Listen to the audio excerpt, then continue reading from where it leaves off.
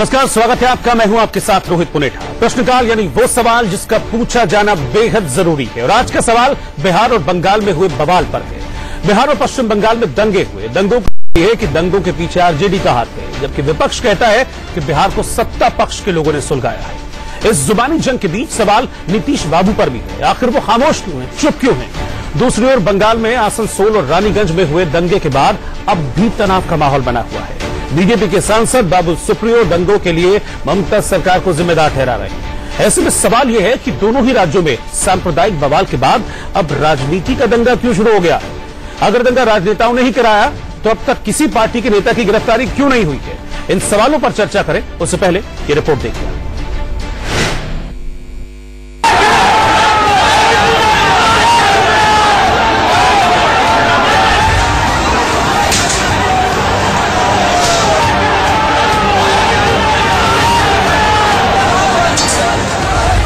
बीते 11 दिनों से क्यों सुलगा बिहार?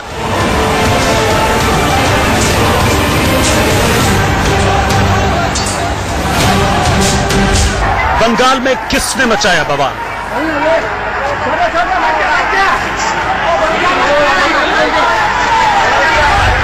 बिहार और बंगाल में राजनीति का दंगा। सारा ड्रामा है। इन्होंने खुद दंगाइयों के साथ समझौता किया। विपक्ष को जिम्मेदार मानता हूं जाकर के। सरकार लेकिन आप सरकार है और सरकार तो नियंत्रित कर रही है। बिहार और बंगाल में बवाल मचा, जिसकी कीमत आम आदमी को चुकानी पड़ रही है।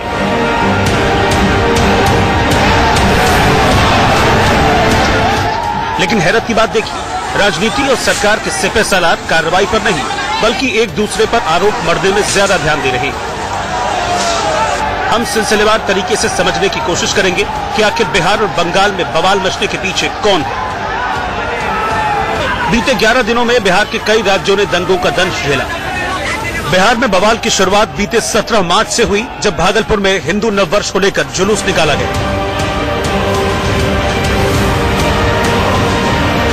जिसकी अगुवाई केंद्रीय मंत्री अश्विनी चौबे के बेटे अर्जित शाश्वत ने की।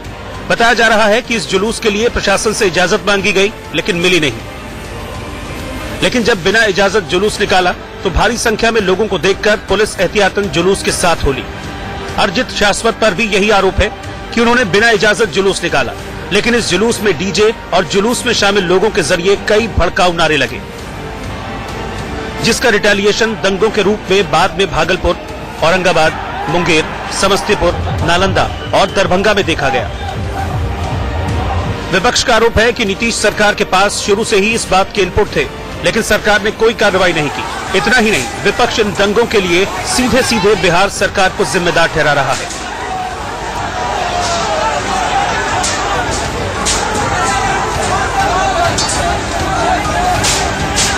तो वही बात हुई कि कातिल ही कत्ल का अंजाम दूसरे पे मढ़ रहा हो। बिहार की पूरी आवाम इस बात से भली भांति अवगत है कि भारतीय जनता पार्टी इस देश को किस डिजाइन में ले जाना चाहती है। कौन लोग हैं? एक ही तरह के हजारों लाखों तलवार बिहार के अंदर में नंगे रूप से फहराए गए रामनवमी के नाम पर। वो कौन किन लोगों ने आयोजन किया था रामनवमी का? वो कौन थे? वो भगवाधारी कौन थे? आदरणीय मुख्यमंत्री जी, अगर आपके आंख में पट्टी बंध गई है तो अपने आज भी फुटेज निकाल करके देख लो। बिहार में सुशासन स्वाह हुआ तो नीतीश सरकार कटघरे में खड़ी हुई। जब सवाल सरकार से किए गए तो उन्होंने दंगों के लिए उल्टा तीर विपक्ष की ओर छोड़ दिया। प्रेम जी, जिस तरह से दंगे की घटनाएं हुई हैं, आप किसे दोषी मानते हैं? विपक्ष को जिम्मेदार मानता हूं जाकर के। सरकार लेकिन आपकी सरकार है और सरकार तो नियंत्रित कर रही जाकर के। किसी से स्थिति का निर्माण हो रहा है तो सरकार की प्राथमिकता है कि राज्य में अमन चैन शांति बहाल जाकर। विपक्ष उसको हवा दे रहा है जाकर के। देखिए, तो उनकी तो पोल खुल गई। ये जो आरजेडी के लोग हैं, उनके जो नेता प्रतिपक्ष हैं, उन लोगों ने बिहार की विधानसभा में जिस प्रकार से तनाव को भड़काने वाला भाषण दिया, एक वर्ग विशेष के लोगों के मारे जाने का अफवाह उड़ाया, कर्फ्यू का अफवाह उड़ाया, वो इस बात की ओर साफ संकेत दे रहा है कि बिहार के अंदर वो तनाव की राजनीति करना चाहते हैं। बिहार में आपस के झगड़े को और बढ़ाना चाहते हैं, और इसीलिए जो लोग झगड़ा बढ़ाने वाले लोग हैं, जो लोग तनाव बढ़ा करके राजनीति करने वाले लोग हैं, वही लोग ऐसा आरोप करें। बिहार सरकार में गठबंधन के साथ ही बीजेपी भी दंगों के लिए आरजेडी को ही निशाने पर ले रही है। ये तो बिल्कुल स्पष्ट है। आप कई जगह घटनाओं को उठाकर देखेंगे तो बड़ी साजिश किस तरीके से आरजेडी कर रही है। उनके बयानों को देखिए, पढ़िए, उनके वक्तव्यों को देखिए, नेता के उनके सारे उन जो वाक्य हैं, शब्द हैं, ये सब जब आप सब बारीकी से देखेंगे तो पता चलेगा कि पूरी साजिश की बुआत थी। सुशासन बाबू की सरकार पर सवाल उठ रहे हैं। सवाल ये भी कि आखिर वारंट जारी होने के बावजूद अब तक अरजित शाश्वत को गिरफ्तार क्यों नहीं किया गया। जब वारंट उसके नाम पे इशू हो गया है तो वो पटना में बैठ करके खुलेआम चुनौती दे रहा है। वो तो कह रहा है कि हम दबंग है, मुख्यमंत्री की इतनी हैसियत नहीं है, इतनी औकात नहीं है कि उनको गिरफ्तार कर सके। बीते 11 दिनों में बिहार दंगों की फैक्ट्री बना, लेकिन हैरत की बात देखिए कि दंगों की आग में झुलस रहे बिहार पर राजनीति भारी पड़ रही है। सरकार विपक्ष एक दूसरे से बकझक करने में परेशान है, लेकिन एक अहम बात जो समझने की है वो ये कि दंगा चाहे बिहार के किसी भी जिले में हुआ, तो बातें हर जगह कॉमन है। उपद्रवी पहले से दंगा भड़काने के लिए तैयार थे। उपद्रवियों ने या तो पत्थर बरसाए या फिर आग लगाई। एक ओर सरकार दंगों की जांच में जुटी है, अलग अलग जिलों से गिरफ्तारियों का दौर जारी। दूसरी ओर बिहार में भी हालात धीरे धीरे सुधर रहे हैं। इंडिया न्यूज की टीम भागलपुर में उस जगह पहुंची जहां 17 मार्च से दंगों की शुरुआत हुई थी। 17 तारीख को जिस तरीके से जुलूस निकाला गया और जिस तरीके से माहौल को खराब करने की कोशिश की गई, उसके बाद क्या हालात है भागलपुर के। भागलपुर 89 में भी जबरदस्त दंगा हुआ, हजारों लोगों की जाने गई। क्या भागलपुर कभी सबक नहीं लेगा? इस बार अब क्या माहौल आपको लग रहा है? नहीं, हम लोगों ने काफी पेशेंस से काम लिया है और फिलहाल ऐसा कहीं कुछ नहीं है। माहौल को बिगाड़ने की कोशिश की गई, लेकिन हम लोग जो यहाँ के हैं सभी सौहार्द बना करके रहे हुए हैं और कहीं कोई दिक्कत ऐसी नहीं है। मेन तो राजनीति का लाभ तो होता ही है, ये तो आप जानते हैं। और जहाँ तक हिंदू मुसलमान वाली बात है, यहाँ पर सब लोग एक हैं। यहाँ पर कोई भी नहीं चाहते हैं किसी तरह का कोई माहौल गर्म हो और किसी तरह का माहौल बिगड़े। यहाँ पर चंद दुकानें हैं, हिंदू और मुसलमान की एक साथ दुकानें हैं। सौहार्द का वातावरण इस इलाके में है, लेकिन यहाँ से थोड़ी दूर पर ही जिस तरीके से की राजनीतिक जो है की गई और जिस तरीके से कोशिश की गई दंगा फैलाने की, वही चीज, वही माहौल औरंगाबाद में भी महसूस किया गया, रोसड़ा यानी कि समस्तीपुर में भी महसूस किया गया, बिहार के दूसरे क्षेत्रों में भी महसूस किया गया। लेकिन कहीं न कहीं ऐसा प्रतीत हो रहा है कि लोग जागरूक हैं। स्थिति तनावपूर्ण है लेकिन नियंत्रण में है। भागलपुर में हालात नियंत्रण में हैं। दोनों समुदाय विशेष के लोग आपसी सद्भाव के साथ जी रहे हैं। दूसरी ओर मुंगेर की क्या हालात हैं, जहां बीते मंगलवार को दो समुदायों के बीच दंगा हुआ, ये भी देख लीजिए। असल इसी ट्रॉली पर जो है दुर्गा माता की प्रतिमा वो जा रही थी, उसी पर पथराव शुरू हुआ और उसके बाद ये पूरा का पूरा बवाल खड़ा हुआ। जब स्थानीय लोगों से हमने बातचीत की, वो खास तौर से इस बात को इंगित कर रहे हैं कि जो बलवाकारी थे वो असामाजिक तत्व थे, वो ऐसे तत्व थे जो इस समाज का शायद हिस्सा नहीं, बल्कि उन्हें कहीं न कहीं तरीके से किसी न किसी तरीके से प्लांट किया गया था। लेकिन मुर्गियाचक चौक पे जाकर के एक गद्दा घर है, गद्दा घर के बगल एक गली है, उस गली से जो है शरारती तत्व जो है वो ईटा पत्थर या गोली फायरिंग वगैरह किया, जिससे कोई लोग हताहत नहीं हुए।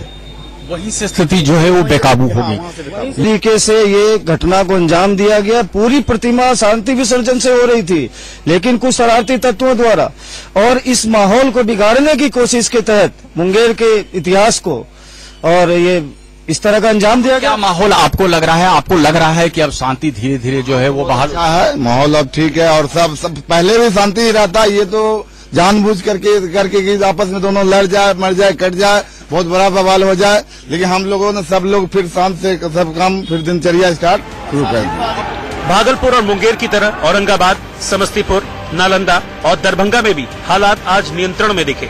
सरकार बेहद गंभीरता के साथ आरोपियों की धरपकड़ में जुटी है, लेकिन सवाल तो बिहार सरकार पर है। आखिर सटीक जानकारी होने के बावजूद भी सरकार क्यों सोती रही? क्या अब नीतीश कुमार से सत्ता संभल नहीं रही है? पटना से राकेश सिंह के साथ शिवपूजन झा, इंडिया न्यूज।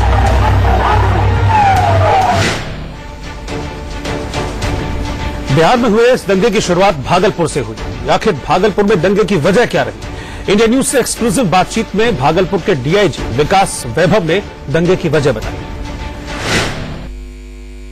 ये सभी घटनाएं अलग अलग हैं। जो भागलपुर में घटना घटी थी, नव वर्ष आयोजन समिति एक ऑर्गेनाइजेशन बनाई गई थी हिंदू न्यू ईयर सेलिब्रेट करने के लिए। उनके द्वारा एक सभा का परमिशन लिया गया था जो सैंडिस कंपाउंड में उनको करना था, लेकिन सभा के बाद उनकी एक योजना बनी कि जुलूस भी निकालेंगे, जिसकी सूचना प्रशासन को बहुत ही बाद में मिली और जब तक मिली उसमें कोई विधिवत अनुमति नहीं ली गई थी। यदि परमिशन ली गई होती तो जानकारी रहती कितने लोग जाएंगे, किस रास्ते से जाएंगे, तो ऐसी कोई जानकारी नहीं थी।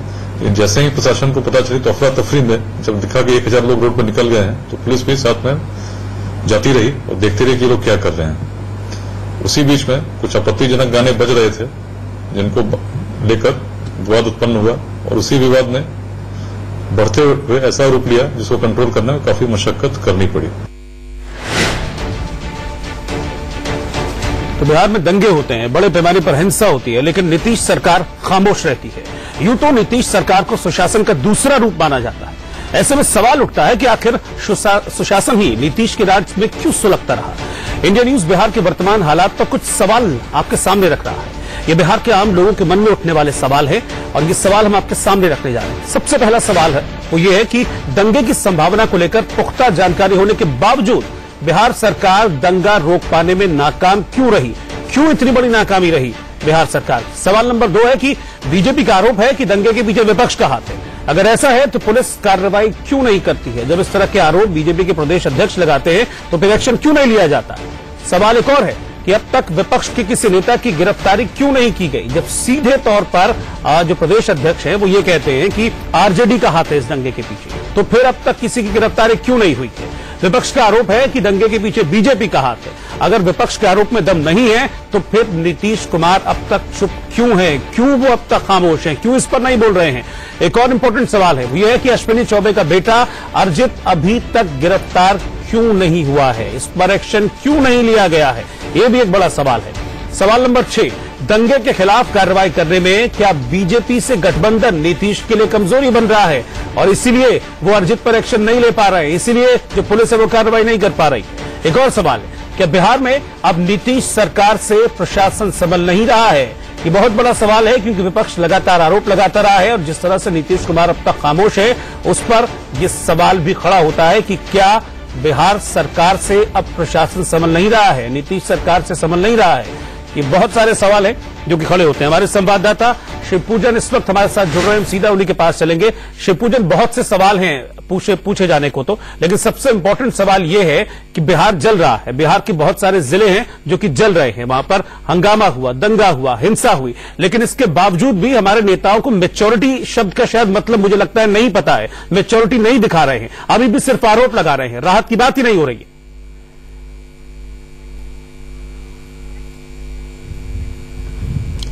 आपकी बात से मैं पूरी तरह से इत्तेफाक रखता हूं। राहत की बात तो दूर, यहां पर जो जरूरी कार्रवाई होनी थी वो जरूरी कार्रवाई भी नहीं हुई। गौरतलब है कि आज मैं पूरे मुंगेर के दौरे पे था और वहां पर हमने देखा कि रेलवे लाइन के ठीक बगल जो गेट नंबर 2 कहलाता है, वहां पर हनुमान जी की प्रतिमा को स्थापित करने के लिए 2 समुदायों के बीच में जबरदस्त विवाद खड़ा हुआ। पुलिस और प्रशासन वहां पर मुस्तैद थी, लेकिन जिस तरीके से प्रशासन उसे हैंडल करने की कोशिश कर रहा था, जाहिर सी बात थी कि दोनों ही समुदाय के लोग काफी आक्रोशित हो रहे थे। एक समुदाय विशेष का यह भी आरोप है कि समुदाय विशेष को टारगेट किया जा रहा है और गिरफ्तारियों में एक ही समुदाय के लोगों की गिरफ्तारी हो रही है। इसका जवाब भी प्रशासन नहीं दे पाया क्योंकि बलवाई दोनों ही तरफ मौजूद थे। तीसरा अहम सवाल यह कि जब जुलूस का परमिशन नहीं दिया गया था उसके बाद आखिर इतनी ढील क्यों बरती गई कि अरिजीत शाश्वत की गिरफ्तारी तुरंत नहीं हुई। गौरतलब है कि 17 तारीख की इस रैली के बाद अरिजीत शाश्वत आराम से पटना जाते हैं और वहां पर फेसबुक लाइव अपडेट करते हैं, तलवार भांजते हुए नजर आते हैं और उसके बाद एकाएक नदारद हो जाते हैं। घर पे भी आज हम उनके गए, वहां पे भी जानने की कोशिश की, लेकिन अरिजीत का कहीं पर कोई पता नहीं चल पा रहा है। बहुत सारे सवाल हैं। अब जब स्पेसिफिक इंटेलिजेंस इनपुट्स पुलिस के पास, प्रशासन के पास, नीतीश कुमार के पास पहले से मौजूद थी, क्योंकि नीतीश कुमार खुद बिल्कुल यही सवाल है, यही सवाल के लिए मैं आ रहा था आपके पास कि इतनी सारी चीजें हो गई, इतनी सारी बातें आपने बता दी, सब कुछ पता है, सब कुछ जमीन पर है, लेकिन उसके बावजूद भी मुख्यमंत्री चुप क्यों हैं, नीतीश कुमार चुप क्यों हैं? वो इतनी सारी चीजें हो जाती हैं और प्रदेश का मुखिया चुप रहता है, बोलता नहीं है और विपक्ष को मौका मिल रहा है आरोप लगाने का। वो लगातार आरोप लगा रहे हैं नीतीश कुमार पर।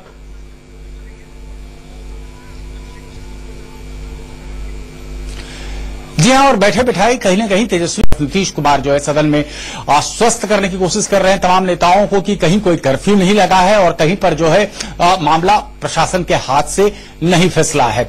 वहीं दूसरी तरफ दूसरा वीडियो भी पेश किया जाता है जिसमें कि पुलिस और प्रशासन लगातार अनाउंस कर रहे हैं कि कर्फ्यू लगा दिया गया है, आप अपने घरों को लौट जाएं। वो वीडियो औरंगाबाद का था, यानी कि दो तस्वीर, नीतीश कुमार ने जो वक्तव्य दिया उसकी तस्वीर जिसमें कह रहे हैं कहीं कोई कर्फ्यू नहीं लगा है, और दूसरी वो तस्वीर जहां पर पुलिस और प्रशासन ये कह रहा है कि कर्फ्यू लगा दिया गया है, आप अपने घरों को लौट जाएं।